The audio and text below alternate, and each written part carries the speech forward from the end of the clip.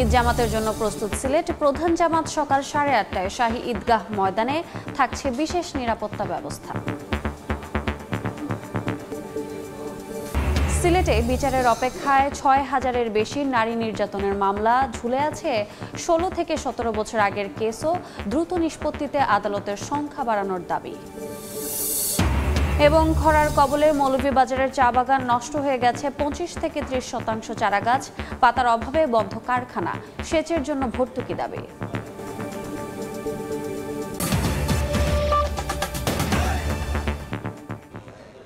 আমন্ত্রণ সময় সংবাদের নিয়মিত আয়োজন বিভাগীয় সময়। থাকছি সপ্তাহের 7 দিন ভিন্ন ভিন্ন বিভাগের সংবাদ নিয়ে। আজ থাকছে সিলেট ও ময়মনসিংহ বিভাগ। সঙ্গে আছে আমি রোজা চৌধুরী। শেষ মুহূর্তেও বাড়ির পানে ছুটছেন মানুষ।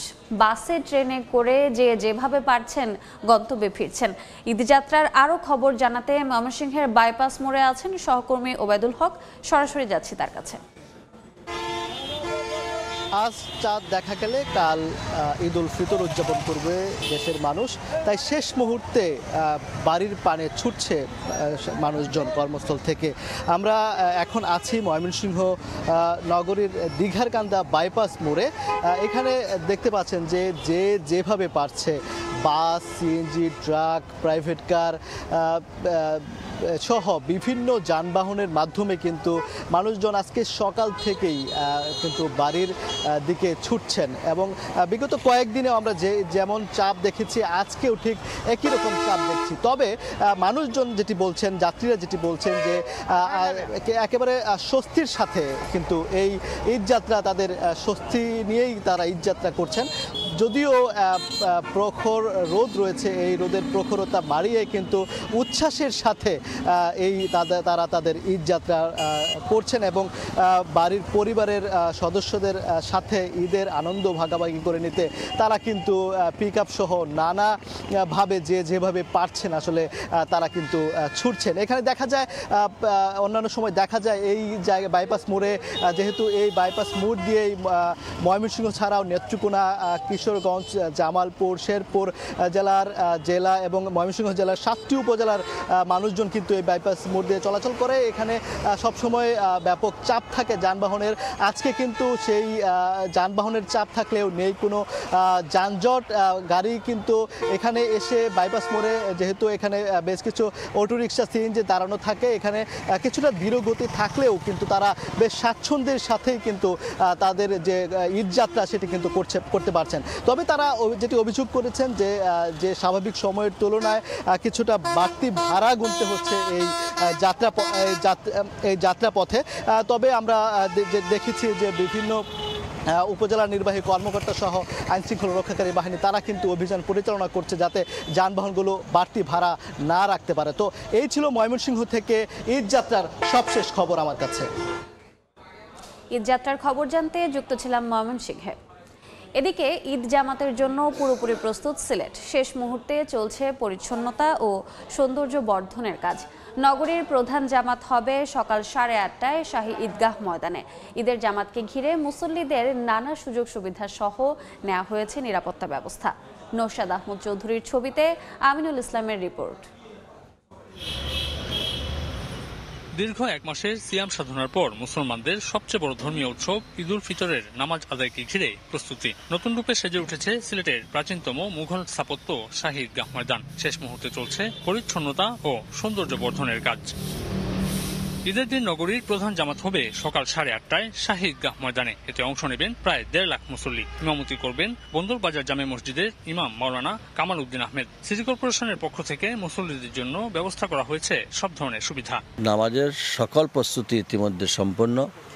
নিরাপত্তা বেষ্টনী সহ মুসল্লিদের নামাজের ব্যবস্থা এবং অজুর এবার খুব ভিন্নতা আমরা ঠিক করেছি। আমাদের আশপাশের সব মসজিদগুলোকে আমরা সকাল থেকে খোলা রাখব। এর পাশাপাশি সিলেট সিটি কর্পোরেশনের পক্ষ থেকে 3টি পানির গাড়ি থাকবে। ঈদ জামাতকে ঘিরে মেট্রোপলিটন পুলিশের পক্ষ থেকে নেওয়া হয়েছে বিশেষ নিরাপত্তা ব্যবস্থা, স্থাপন করা হয়েছে একাধিক ওয়াচ টাওয়ার। লক্ষাধিক লোকও হতে পারে, তো সেক্ষেত্রে এই জায়গায় নিশ্চিত নিরাপত্তা নিশ্চিত করার জন্য আমরা পূর্বেই এখানে ভিজিট করে কোথায় কোথায় কোন বিষয়গুলো আমাদের খেয়াল রাখা দরকার সেই বিষয়ে এখানে 2টা ওয়াচ টাওয়ার আমরা স্থাপন করেছি এবং এই ওয়াচ টাওয়ারের মধ্য দিয়ে এবং এখানে ড্রোন সহ সাদা পোশাক এবং আমাদের পুরো ফুল পোশাকে এখানে যে নিরাপত্তা ব্যবস্থা 6 স্তরের নিরাপত্তা ব্যবস্থা জোরদার করা হয়েছে। শাহী ঈদগাহ ছাড়াও সিলেট মহানগরীতে নবাবী ঈদগাহ, হযরত শাহজালাল রহমতুল্লাহ আলাইহির দরগাহ প্রাঙ্গণ সহ সকাল 8টা থেকে 9টার মধ্যে 392টি ঈদের জামাত অনুষ্ঠিত হবে। আর সিলেট জেলায় ঈদের জামাত হবে 2846টি। আমিনুল ইসলাম, সময় সংবাদ, সিলেট। শেষ মুহূর্তে সিলেট অঞ্চলে জমে উঠেছে ঈদের কেনাকাটা।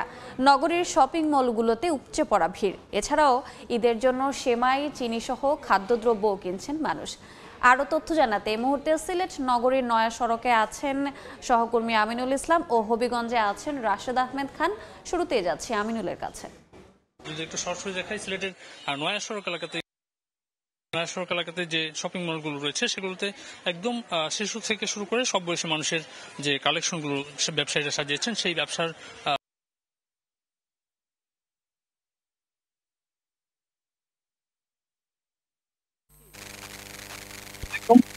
যদি বলি সকাল থেকে শুরু হয় এবং 3টা পর্যন্ত। গতকাল আমরা দেখছি গতকাল 3টা পর্যন্ত রাত পর্যন্ত শপিং মলগুলো খোলা ছিল এবং তারা চেষ্টা করেছেন ক্রেতাদের যে পছন্দ অনুযায়ী তাদের যে পোশাক সেটি। 3টা পর্যন্ত গতকাল আমরা দেখেছি গতকাল 3টা পর্যন্ত রাত পর্যন্ত শপিং মলগুলো খোলা ছিল এবং তারা চেষ্টা করেছেন ক্রেতাদের যে পছন্দ অনুযায়ী তাদের যে পোশাক সেটি বিক্রি করতে। সে অনুযায়ী একটি কথা বলে রাখি যে ঈদের যে আয়োজন তার মধ্যে সিলেটে সবচেয়ে বেশি চোখে পড়ে পাকিস্তানের যে ড্রেসগুলো রয়েছে সেই ড্রেসগুলো এবারের ঈদে আমরা দেখেছি যে বিক্রি হচ্ছে। পাশাপাশি পোশাকের পাশাপাশি যে অন্যান্য যেসব কসমেটিক্স থেকে শুরু করে বাচ্চাদের যেসব পোশাক সেগুলোর পাশাপাশি এই ঈদকে রাঙিয়ে তুলতে নানা ধরনের যে ক্রেতাদের যে পছন্দ সেই পছন্দ অনুযায়ী আসলে শপিং মলগুলোর যেসব ব্যবসায়ীরা রয়েছেন তারা এই যেসব পণ্য সাজিয়েছেন তার মধ্যে বিক্রি হচ্ছে। তার মধ্যে সবচেয়ে বেশি বিক্রি হচ্ছে নারীদের পোশাক এবং নারীদের পোশাকের কালেকশনের ভিন্নতা রয়েছে এবং সেই ভিন্নতা অনুযায়ী কিন্তু নানা ধরনের দরদামও কিন্তু হাঁকাচ্ছেন ব্যবসায়ীরা। তবে বিভিন্ন ক্রেতাদের পক্ষ থেকে যে অভিযোগ থাকে যে গেলবারের তুলনায় কিন্তু এবারের যে পোশাকের দাম কিন্তু বেড়েছে এবং ক্রেতাদের পর্যায় থেকে এই অভিযোগের বিপরীতে কিন্তু বিক্রেতারা বলছেন গেলবারের তুলনায় কিন্তু যে যাতায়াত খরচ সেটি কিন্তু বেড়েছে। পরিবহন খরচের কারণে এই পোশাকের দরদাম কিছুটা বৃদ্ধি পেয়েছে। তবে নাগালের মধ্যে রয়েছে পুরুষের যে পোশাক, সেই পুরুষের পোশাকের কালেকশনে কিন্তু দাম কিছুটা নাগালের মধ্যে রয়েছে। তো এই অবস্থার মধ্যে সিলেটের যেহেতু আজকে রমজানের যে শেষ তারাবি, এরপরে কিন্তু এই ঈদের যে কেনাকাটা সেটি কিন্তু একদম শেষ রাত পর্যন্ত চলবে। তো এই ছিল আসলে আমার কাছে সিলেটের সর্বশেষ। আমরা একটু হবিগঞ্জে চলে যাব। হবিগঞ্জের ঈদ কেনাকাটার সর্বশেষ জানাবেন আমাদের সহকর্মী রাশেদ।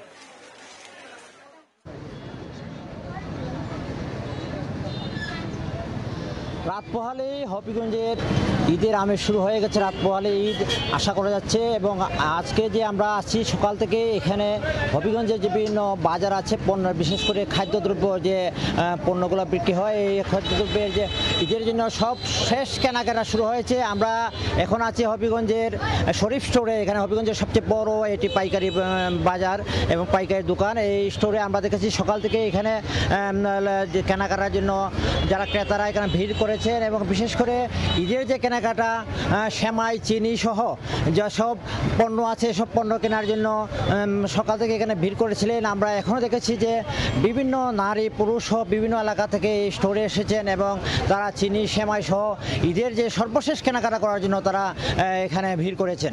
তো আমরা এছাড়াও হবিগঞ্জের যে চৌধুরী বাজার আছে, চৌধুরী বাজারে বিভিন্ন ব্যবসা প্রতিষ্ঠান আছে, নাজমুল স্টোর আছে সহ যে পাইকারি যে ঈদের যে সর্বশেষ কেনাকাটার যে দোকানগুলো আছে দোকানগুলোতে ভিড় লক্ষ্য করা গেছে এবং বিশেষ করে যে সব ঈদের যে কাল যদি আজ রাতে যদি চাঁদ দেখা যায় তাহলে কালকে ঈদ, এবং ঈদের একটি আমেজ সবার মধ্যে লক্ষ্য করা গেছে। এবং বিশেষ করে যে এখানে যে খাদ্যদ্রব্যের যে কেনাকাটা, এই কেনাকাটার সর্বশেষ কেনাকাটার জন্য সবাই উদ্গ্রীব, এবং এই যে এক মাস সিয়াম সাধনার পর ঈদ এসেছে, সবার মনের মধ্যে একটা আনন্দ, এবং এই আনন্দ থেকেই সবাই এখানে আসছেন এবং ঈদকে পূর্ণাঙ্গভাবে ঈদকে পরিচালনার জন্য এবং ঈদের যে আমেজ, এই আমেজকে আরও ফুটিয়ে তোলার জন্য সবাই চেষ্টা করছেন।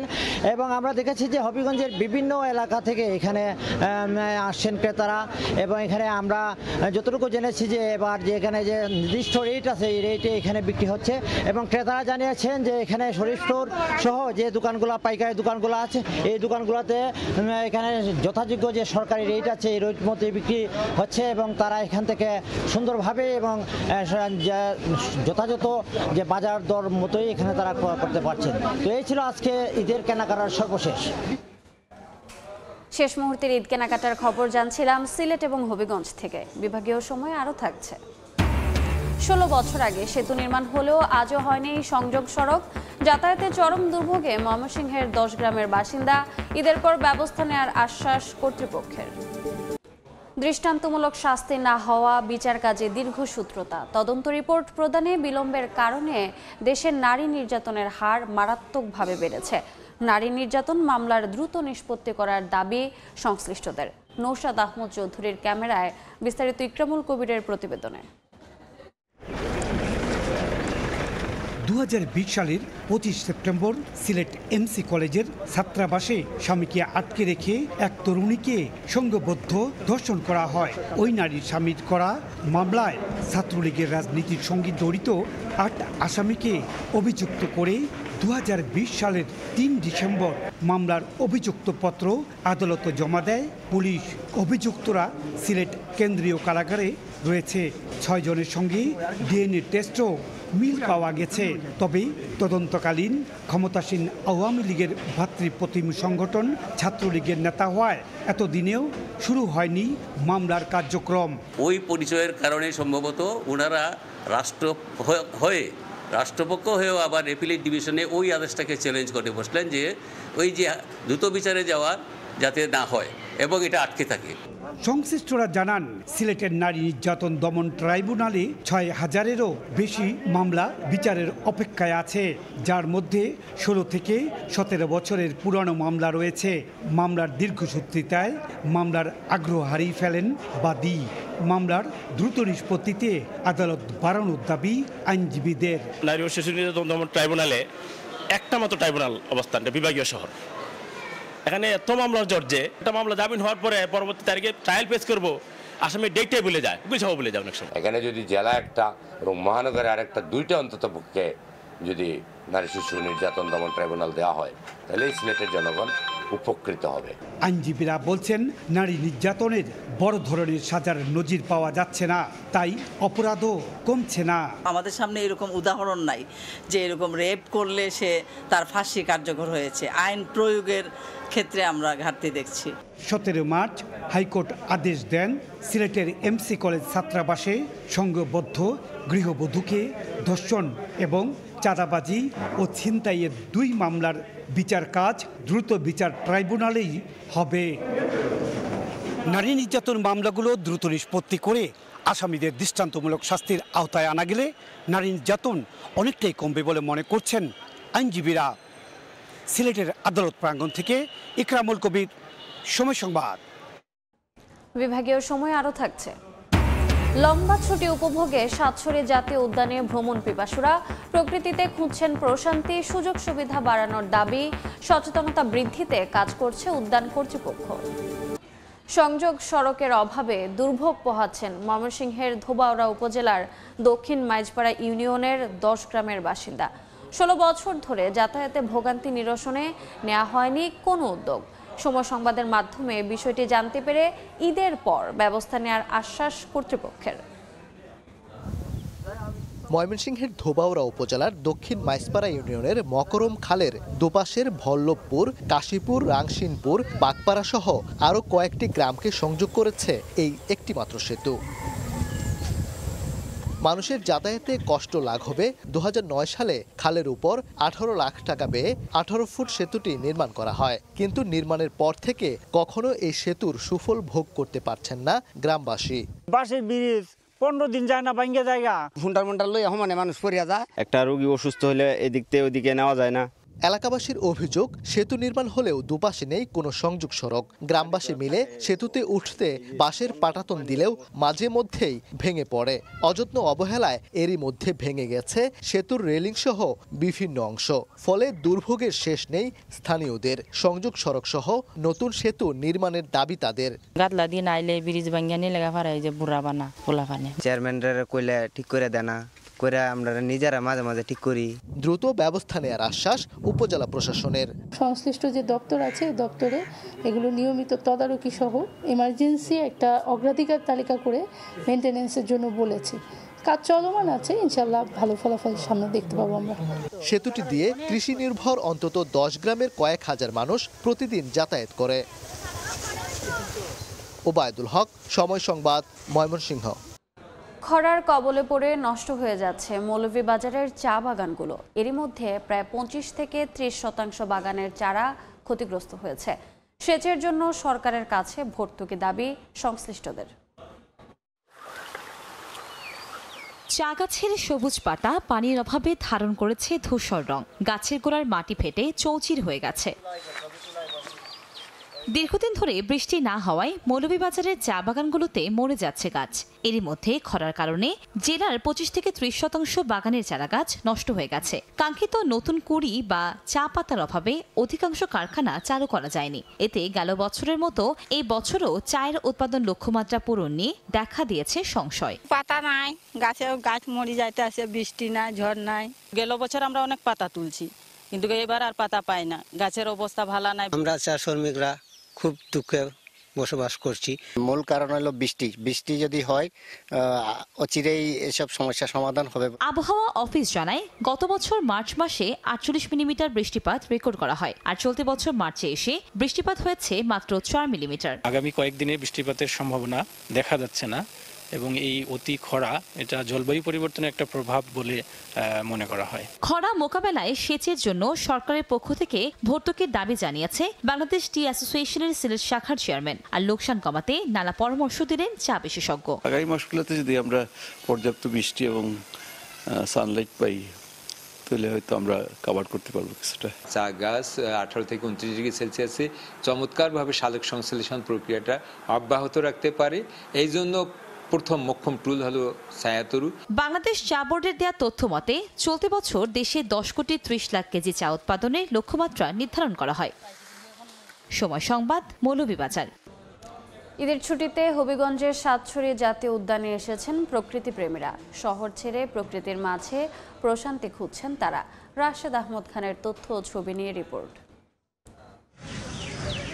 জীববৈচিত্র্য সমৃদ্ধ সংরক্ষিত বনাঞ্চল হবিগঞ্জের সাতছড়ি জাতীয় উদ্যান। এ উদ্যানে রয়েছে নানা প্রজাতির উদ্ভিদ ও বন্যপ্রাণী। বিশেষ করে বিরল প্রজাতির নানা বন্যপ্রাণীর দেখা মেলে এখানে। পর্যটকরা শহরের কোলাহল ছেড়ে প্রকৃতির মাঝে সময় কাটাতে আসেন এ উদ্যানে। তাই ঈদের ছুটি পেয়েই প্রকৃতির টানে এখানে ছুটে এসেছেন অসংখ্য মানুষ। প্রকৃতি ও প্রাণীকুল রক্ষার পাশাপাশি পর্যটকদের জন্য আরও সুযোগ সুবিধা বাড়ানোর দাবি জানিয়েছেন ভ্রমণ পিপাসুরা। গাছপালা দেখলাম, পশু পাখি দেখলাম, অনেক সুন্দর রাস্তা, খুব ভালো লাগলো দেখতে। ঢাকা থেকে এসেছি, এই সাতছড়ি এলাকাটা দেখে খুব ভালো লাগছে। বানর আছে, বিভিন্ন ধরনের পশু পাখি আছে। অনেকে দাঁড়ায় গান করতেছে, মনের আনন্দে খোলা হলে। এদিকে পর্যটকদের ঘুরতে যেন কোনো অসুবিধা না হয় তার জন্য নেওয়া হয়েছে বাড়তি নিরাপত্তা ব্যবস্থা। ঈদ মৌসুমে প্রচুর লোকের সমাগম হয়, আমরা তাদের নিরাপত্তার জন্য সচেষ্ট আছি যাতে কোনো অপ্রীতিকর ঘটনা না ঘটে। সাতছড়ি জাতীয় উদ্যানে ঈদের আনন্দ ভাগাভাগি করতে এসেছেন হাজারো মানুষ। তবে পরিবেশ সচেতনতা নিশ্চিত করতে দর্শনার্থীদের আরও দায়িত্বশীল হতে হবে বলে জানিয়েছে বন কর্তৃপক্ষ। সময় সংবাদ, হবিগঞ্জ। চলতি অর্থ বছরে চাল সংগ্রহের লক্ষ্যমাত্রা অর্জন হয়নি নেত্রকোনায়। সরকারি খাদ্য গুদামে আমন সিদ্ধ চাল লক্ষ্যমাত্রার 46% ও আতপ চাল 26% কেনা হয়েছে। মিল মালিকরা বলছেন, গত বন্যায় ধান উৎপাদন ব্যাহত, বাজারের চেয়ে কম দাম সহ নানা কারণে সরকারি খাদ্য গুদামে সরবরাহ কমেছে। এদিকে জুলাই বিপ্লবের পর অনেক মিল মালিক পলাতক রয়েছে বলে জানান জেলা প্রশাসক। বিভাগীয় সময়ের শীর্ষ সংবাদগুলো জানিয়ে দিচ্ছে আরেকবার। ঈদ জামাতের জন্য প্রস্তুত সিলেট। প্রধান জামাত সকাল 8:30টায় শাহী ঈদগাহ ময়দানে থাকছে বিশেষ নিরাপত্তা ব্যবস্থা। এবং সিলেটে বিচারের অপেক্ষায় 6,000-এর বেশি নারী নির্যাতনের মামলা ঝুলে আছে। 16 থেকে 17 বছর আগের কেসও দ্রুত নিষ্পত্তিতে আদালতের সংখ্যা বাড়ানোর দাবি। এ ছিল বিভাগীয় সময়ে। আগামীকাল থাকবো বরিশাল বিভাগের আয়োজন নিয়ে। সঙ্গে থাকুন সময়ের।